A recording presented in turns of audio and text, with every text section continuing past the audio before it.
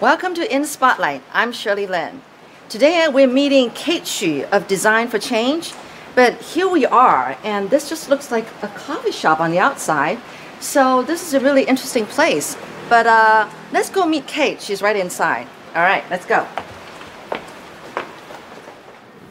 All right, so now we're meeting Kate right here, Kate Hsu, who is the starter of Design for Change, DFC Taiwan, yes, which is a global movement encouraging kids to think about how they can make change to the world, right? Yes. And then to put into action.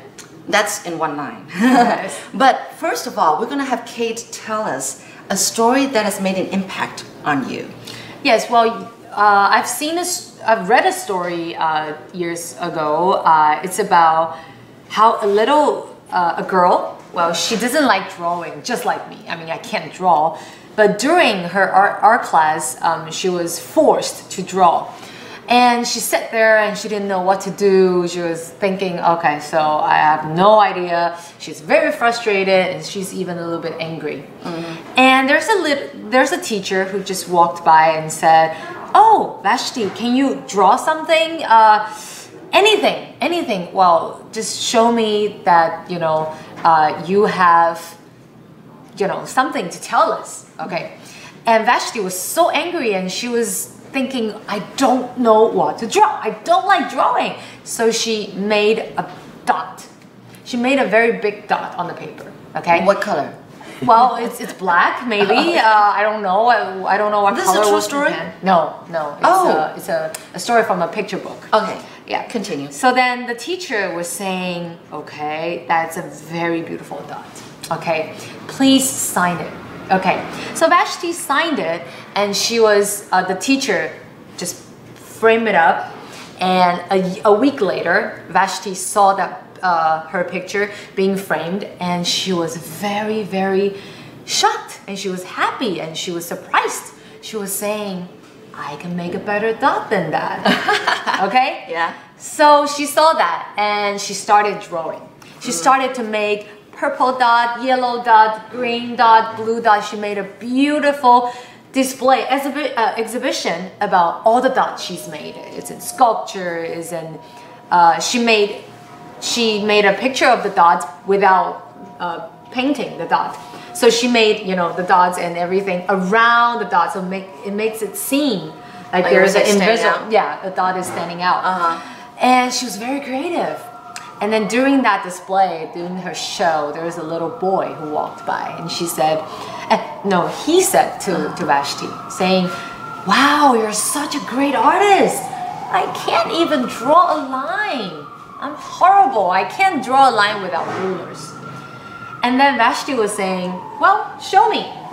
So the little boy doodled, and it was horrible. It was, like a squiggy little line. Yeah. But then Vashti saw it, and she said, "It was a beautiful line. Sign it." Okay. So there begins another adventure, which I'm not going to talk about, but that really inspired me. It says everybody has the power of I can. Everybody, can be encouraged to show their inner power, inner superpower. We're all born superheroes. So I really like that story. That is a great story. Thank you. So it's like a domino effect, right? Yes. So once the girl, because you build up her confidence, then she went on to help build up the confidence of another boy. Yes. And then it becomes like a ripple effect, yes, right? Exactly. So has this story helped you with what you're doing, Design for Change? Yes, definitely. It shows me. It shows me in two different ways. One, the role of a teacher. Okay. The teacher can be an empowering person in that all children's life. I mean, the teacher is basically, her words can be devastating, okay, but it can also be inspiring. Yeah. It can be supportive. I mean, depending on how a teacher thinks and how the teacher acts. And in the story, I think, even though the teacher just showed up in one page, but I think her words were so encouraging, and I really liked it. It made me start thinking, was I a very supportive teacher when I was teaching? And well, it can mean everything to a child. And then for another fact that once a child is empowered, she or he can start moving on and then giving other people, empowering other people. And I really like the fact, like you said, the domino effect. So the story actually inspired me in two different ways, and I liked it. All right. Right. Kate is a senior high school English teacher. Yes. And then, should I say 6 years ago, when you happened upon, while you was like Googling, I don't know, just like on the internet, you came upon, TED. Yeah. Oh, it was a TEDx talk. It was TED India. India. Yeah, in 2009.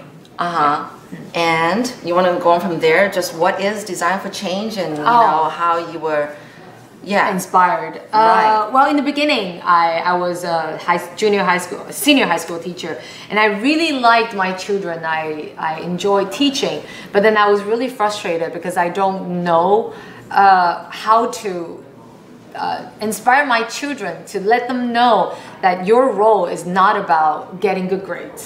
It's about doing good and doing well. So it's about two things. And I don't know how to do that. I don't know if there's anything I can do. And I saw it was very shocking, you know, when I see my students, they cannot, I mean, they understand what are the reasons behind global warming, for example. They know they can write all about it, but during class breaks and you know, after class, they really don't bother to turn off the lights, and they don't really care about turning off the AC. So it's one thing to know, you know, the reasons behind all the problems, but it's another to actually start doing something to change that problem. So I saw that, and I was really shocked, and I thought, wow, these are the students who actually made a really good grades, and you know, they're basically everybody will think those kids are the role models for everyone, but deep down I know there's got to be more than grades and everything, than just what you have right now. You have so much more you can give out to the society, to the world, even though you're just a student. You know, you're a different kind of teacher, you know? I mean, we know about all the typical Taiwanese teachers who just care about the kids' getting good grades and all that, and putting pressure on them, but you're a different kind of teacher to start off with. Okay, thank you. I try to be, because I guess I was under a lot of pressure during, you know, studying, and I wasn't really a good student in making good grades per se. So I tried my best to become a good citizen, and I like that. I think it's very important. So when I was really frustrated, I saw a TED Talk from Kate Hsu. She's a she's a head teacher and founder of the school called Riverside School in India. She is an amazing person. I mean, when I saw her TED Talk, she talked about how to, you know, make children the change makers, and how to give them how to make them empower them. And I was really inspired by her talk, and I was crying. Right. And then I thought, you wrote her an email. Yeah, I wrote an email. I thought I should at least thank her for doing this. Right. Yeah. But the thing was that she wanted more by saying, why don't you start the same thing, Design for Change, in Taiwan? Yes. First time you were like, oh, no thanks, right? No thanks. I was totally freaking out. I didn't know what to do. So then what made you change?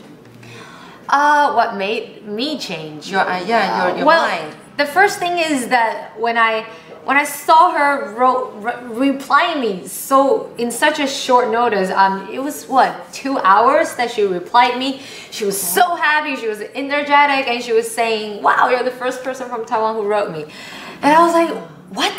And I saw maybe hundreds of thousands of people who has, you know, watched her TED Talk in Taiwan. And now you're saying I'm the first person in Taiwan who has wrote back. Really? And it's meant shocking. to be. That's fate. Yeah, that's fate. So I thought, well, it's okay. I can start working, you know, making a prototype of DFC in my school. in my 3 classes, so I have 100 and something students. And I thought, well, it could be a good start. And then if I fail, I could always write back to her saying, I tried. I failed. Yeah. So no pressure, right? No harm done. Right. And she was very supportive, and my students were very, very supportive. They were more enthusiastic than you were, right? Yes. They said, let's do it. Yeah. Let's do it, Kate. They're very surprised to know they have more to give than just becoming good students, obedient students.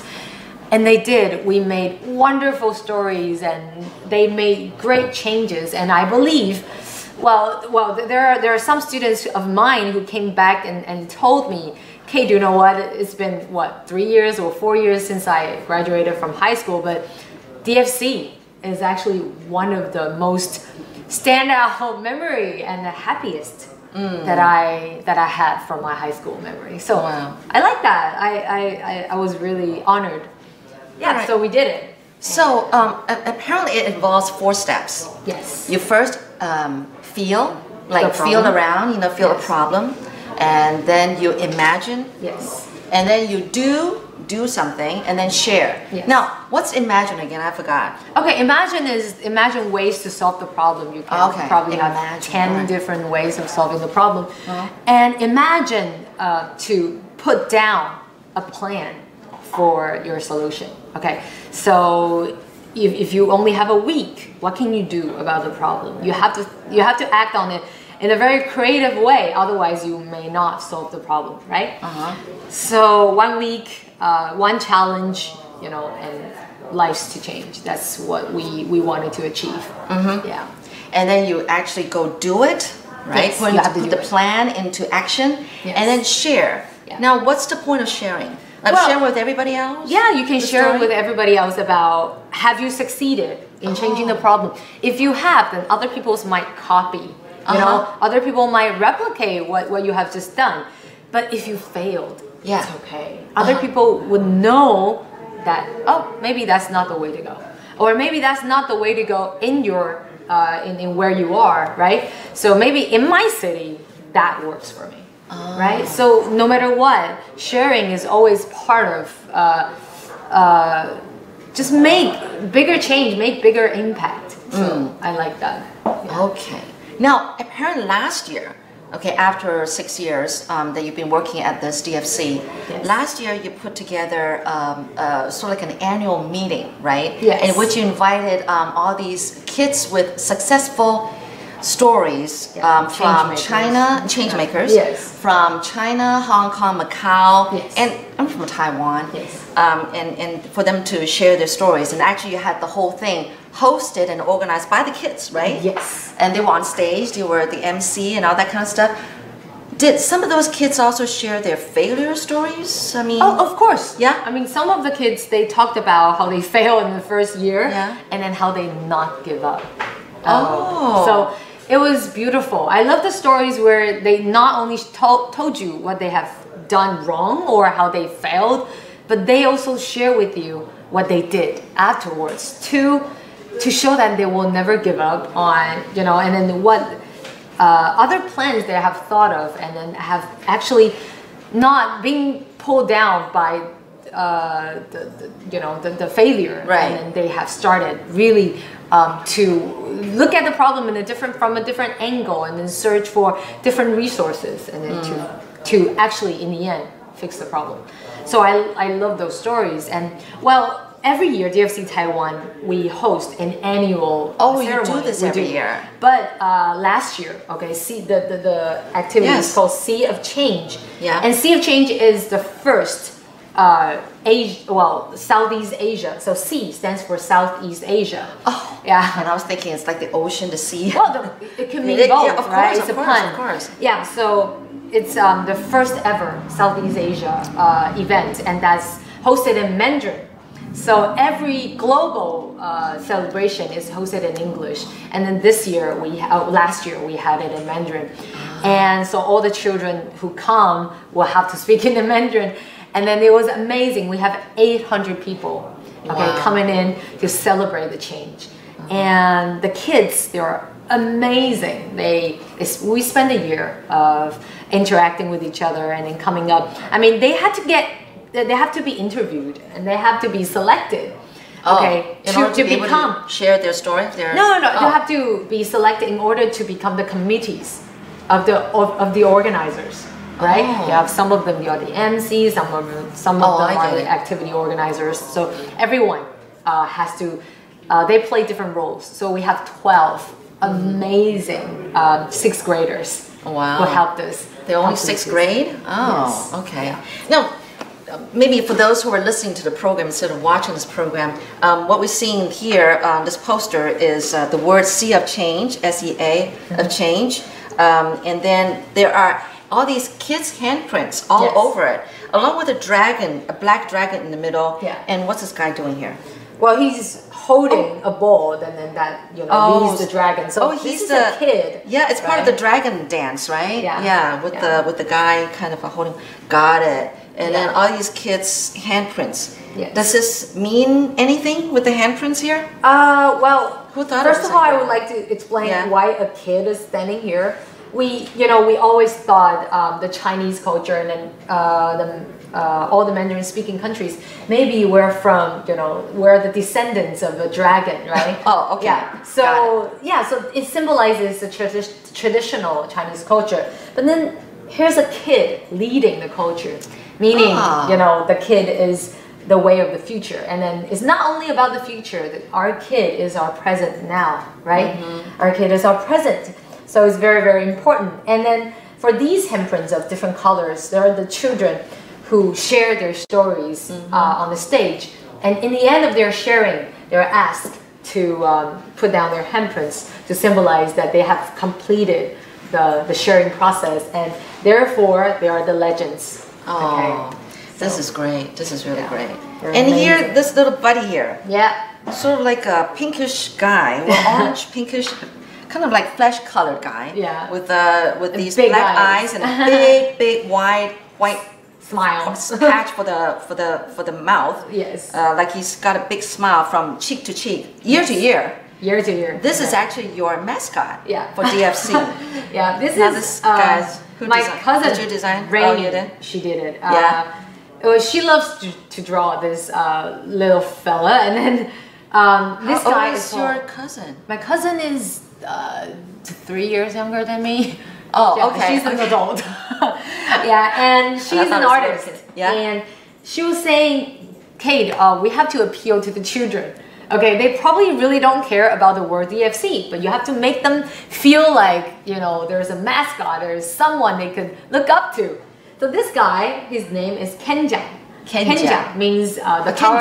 Kenjang. In Japanese. It's in Japanese. The meaning of his name comes from our motto, I can. I can. So Kenjang is our Smart. mascot. Yeah. All right. So he's got a lot of family members, and they all symbolizes different phases of DFC. For example, one of them might symbolize feel, and then imagine, and then do and share. So Kenjang. Where are the others? Well, we only made one doll, but then we have all of them on our postcards, on our other products, merchandise. Got it. Yeah. So, all right. But cute little guy. Yeah, with a little hand, a little, for the arms and the big small head. legs, but a very, very big head. Yes. All right. Okay. Cute and guy. And the kids love it. Yeah, Kenjang can sit next to us right here. Yes. and along with your logo, your motto, I can. Yeah. Now, what's this bag? This was part of the this is a global annual event. meeting that you have that you give out, or what? This is from India, actually. This is from DFC India. So every year we go to India and then we join this global event. So we went there, and then last year... You go every year? Yes, we do. And then we take the kids with us. And the reason why we host Sea of Change is because there are only 2 children that we can bring to the annual global event. And it's such a sad thing. Only 2. Yeah, so we really, because we didn't have much money, they go there for free. So we really want to bring the spirit of that event back. It's called Be the Change Conference. And a Be the Change celebration, and we wanted to bring that spirit back. So we hosted Sea of Change. And that's why, and it's a reminder for us that, we have to always think our children is the stakeholder. So interesting. This bag, okay, really it's got a white strap and then a blue. It's green. Green. I'm not colorblind. Okay, green body to the bag itself. It's made of cloth, and what I'm seeing on the back side, well, on one side of the bag, it's actually a kid leading Gandhi. Oh, Gandhi. Gandhi. Yes, Gandhi. It's actually a white background, but anyway, sort of profile, white profile. Yes. Interesting. Yeah. See, the whole idea is kids leading adults. Yes. Yeah. This is a kid leading Gandhi. Yes. Well, this is actually happened. Is copied from a picture that actually happened. Okay. Oh. So I really like this idea. So that's why we copied the idea, and we didn't have anyone who can represent everything. So we have this culture of the dragon, symbolizing the Chinese culture. Yeah. We didn't want to use Confucius. It might seem very weird. So we thought, well, a dragon might do the job. Yeah. So this is. I see. Yeah. That is really awesome. Yeah. Okay, we've got a little guy here. Yeah. I said if there's anything you want to share with, with our audience about India. Anything that's precious to you, or from India, or I don't know, have you traveled around the world other than just India? Yes, of course. I've been to many countries, and some of them I because of DFC. Yes, some of them yes, really? Some of them not. Yeah, I represent DFC Taiwan, and then I traveled to DFC USA, UK, Macau, Hong Kong. But of course, you should go and see how every DFC of other countries, how they operate, and everything. Yeah. Oh. So I do. That is precious experience for you, of course. Yes. But this is what you brought back from India. Yes. And it's a god of Ganesh. Elephants. Yes. It's the elephant god. Yes, and his name is Ganesh. Ganesh. And I know of him, but not exactly what's behind him. What is he stands for and everything. Yes. So why did you bring him back? It must mean really a lot to you. And notice that. Okay, if for those of you who can't see, but this is I'm saying I don't mean can't see. For those of you who are listening to the program, this is god of Ganesh, which is the elephant god. So it's got the body of human, but then the head of an elephant. Yes. With the crown and everything on the top. But he's got a big belly, and he has a little mouse. Yes. He's stepping on a little mouse. Yes. Yes, please tell us what this all means and why it's so precious to you to have to buy one to bring home with you. Okay, well, there are many stories of Ganesh. Okay, I'm just gonna talk about how Ganesh looks, and what inspired me was if you notice, he should have two big tusks, right? Yes. And then one side is broken. On the one side here, on this side, it's broken. And it was he was I think it was at he broke it, and then he used his tucks as a pen to write down the laws and the inscriptions of India. And then it means that he's a very creative god. So he's a god to protect those creative people. And he's also the god of the beginning. And he has too many stories that I really can't talk. I really can't cover within. Right, we don't have that time for you. Yeah, we don't have that. But then what inspired me was he was brave enough, and he was persistent, and he was very he was brave enough really to break off his tucks just to copy down, to write down what the Holy Spirit told him, and then he had to pass it down to other people. Oh. And what's with the mouse? The mouse is his means of transport.